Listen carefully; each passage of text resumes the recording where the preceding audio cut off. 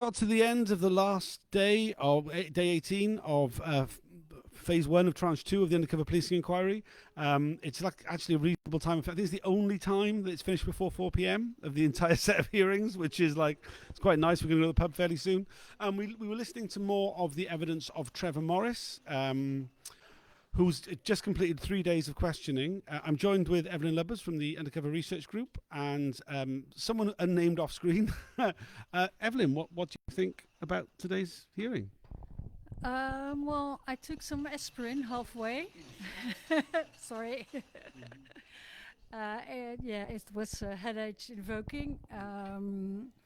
It is incredible to see someone who cannot answer questions and who just tries to put in as many words as he can.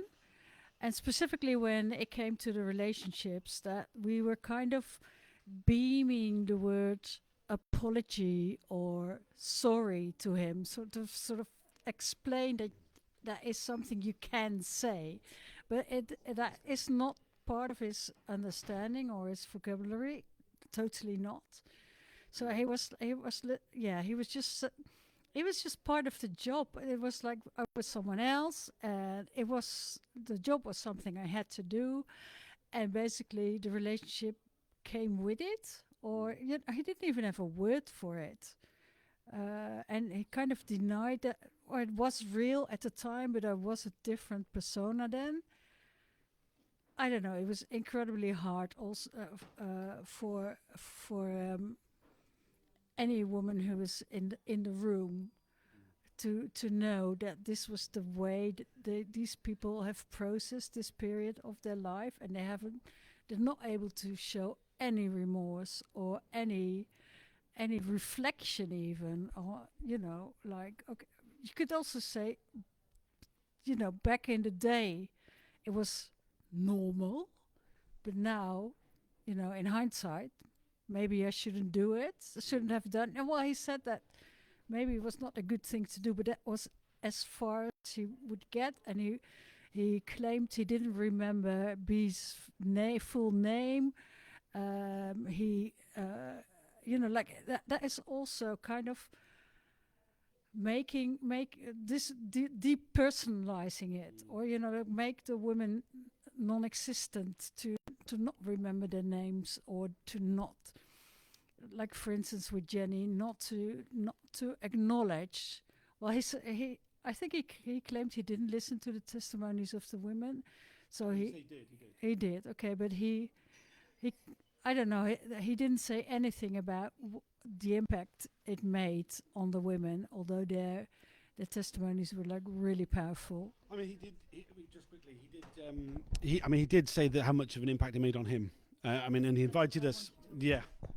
Just to say, when asked about the impact, all he could talk about impact on them. What about impact on me and my relationship and my family and my mental health, as if it wasn't a job he was choosing to do, but the ultimate Darvo of blaming the women for his impacted mental health, and that he had no agency or responsibility. In fact, he used a very odd situation.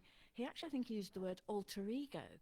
So while he was committing these offensive and dangerous acts and behaviour, he wasn't responsible for them because it was an alter ego, i.e. his other identity. I mean, I found it very shocking as a woman, and I was in tears as a woman for the profound emptiness in his conscience and the profound emptiness in the men who are managing him, as to how they regard the women as absolute ciphers.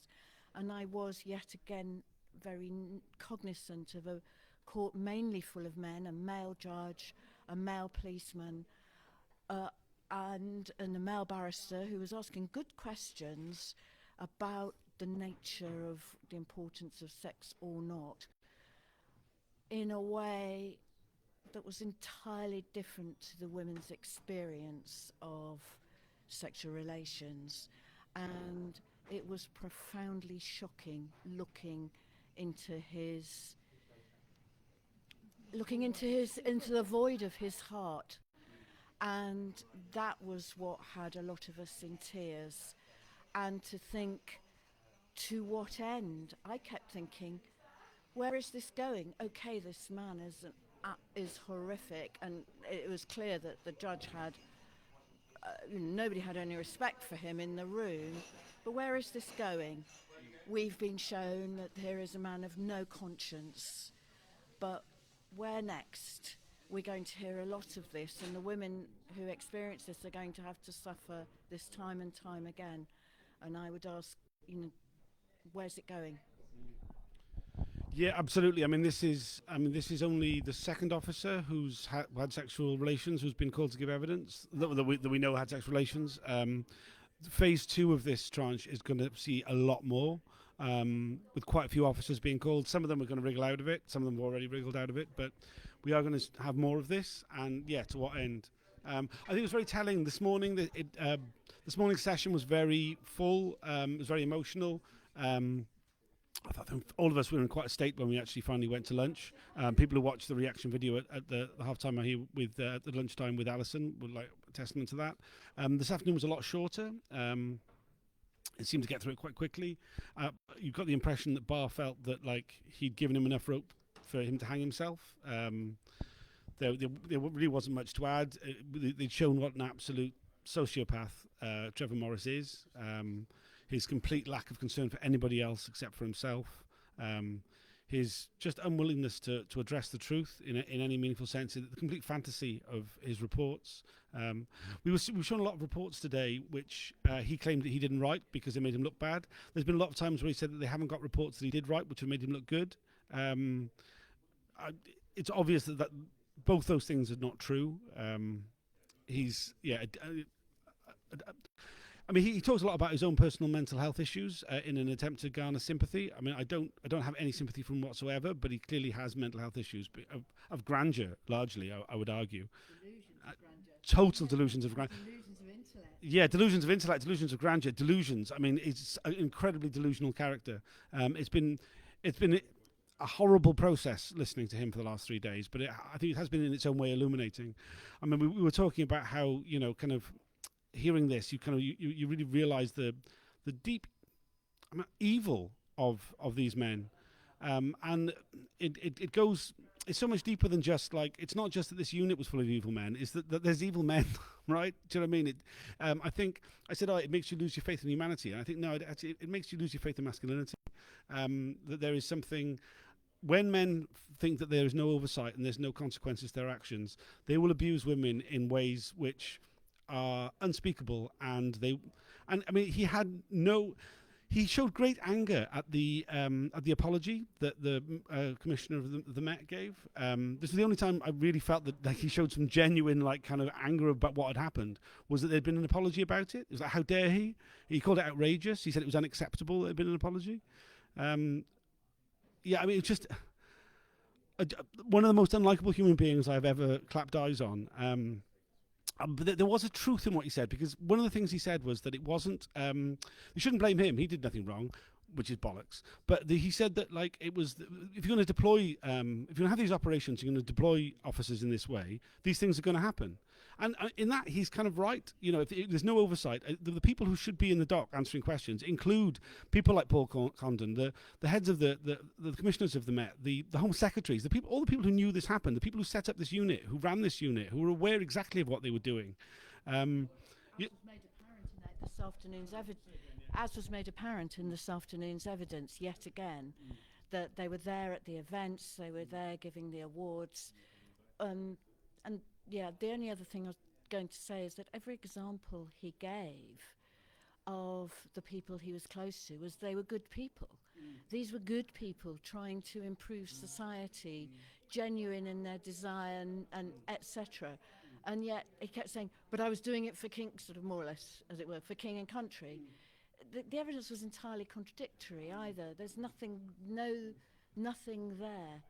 But I do think that's a very strong point you're making about the institutionalised misogyny and sexism at the heart of this whole operation. Yeah, I think the fact there's nothing there, I think that there's another layer of that. There is nothing. They have nothing. People like Trevor Morris have nothing. They've got their career. They've got like their delusions, but they have nothing. And they can't understand people in political movements who dedicate their lives to making the world a better place. We have so much in comparison to them. We have so much more life. We've got more inside us. We've got a better, the best. Well, part of the whole process of holding the undercover police to account is partially on a personal level is like just to get back at them, to get revenge. And the best revenge is living well, and they're living shit because they've got nothing. They've got no morals. They've got no humanity, and they have nothing. We've got everything. So fuck them. That's the end of this phase of the inquiry. I'll do a Twitter Spaces later. I'll probably write an article over the weekend. There's a couple of podcasts I've recorded. I'm going to edit and try and put out over the next few weeks. We'll be back again at the end of September. Eveline, anything you want to add? No, you've said it all. Thanks for joining us. We'll see you all in September, if not before. If anybody wants to ask anything, get in touch. Please do. We're not hard people to find. Cheers.